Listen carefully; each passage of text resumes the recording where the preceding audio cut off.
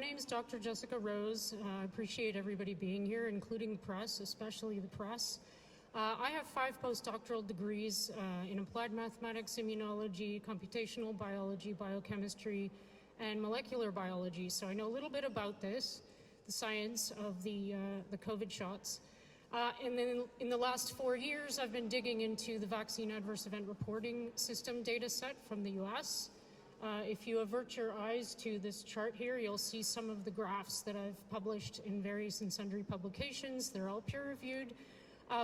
Before I get into what this data shows, though, I'd like to say for the record that I don't think there's any point in arguing over exemptions. I think everybody should always and forever have the right to choose. If the vaccines are safe and effective, there's no reason to mandate them ever or to talk about exemptions. So I think I would like everybody to take note of the image on the far left on the bottom. This is a representation of all the adverse event reports to VAERS from the inception of VAERS, which was about 30 years ago, from 1990. And the low bars, I call this the bungalow skyscraper plot. The low bars represent all the adverse event reports for all vaccines combined that were reported to VAERS since the beginning of VAERS, 1990 to 2020. And the average number of reports is about 39,000. And again, I repeat, that's for all vaccines combined. There's been a very steady and proportional increase in reports that is in complete proportion to the number of products that has increased over the years. So everything was, the status quo was nothing to argue about up until 2020. Then in 2021, something happened, and the purple graph is only represents the COVID shots. This isn't all the shots, and this is only domestic data. This is only the US data. There's a huge anomaly going on here, and I'm not making any claims. I never do. All I ever do is represent or show the data in its raw form.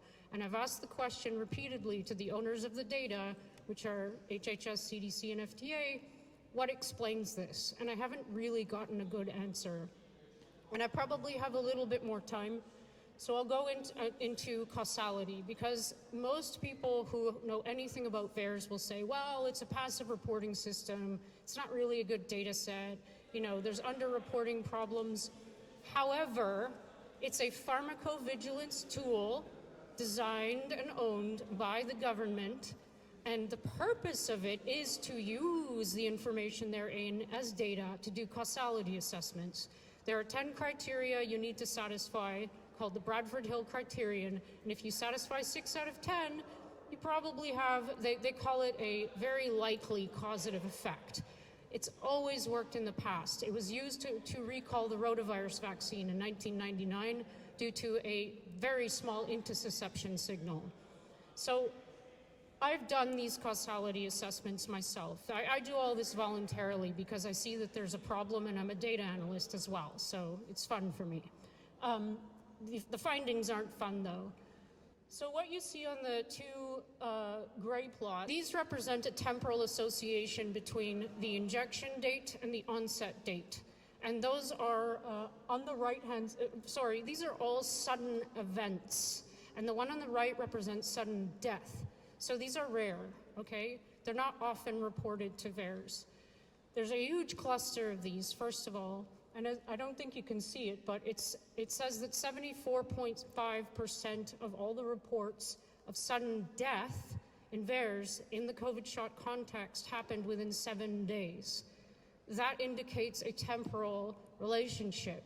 Now, it's only one of the Bradford Hill criteria, but there are 9 others that you can satisfy equally well. And I'll just use the remaining minute of my time to refer you to the bottom plot. This is recently published, peer-reviewed. It took 3 years after I got my first version censored. This is an overlay of the myocarditis. Everybody knows what that is, inflammation of the heart. Reports extracted from VAERS. It's raw data. There's no interpretation. Superimposed on our world and health data, which is not my data. It's also, I think, I'm not sure who owns it, but it's a very well-recognized database.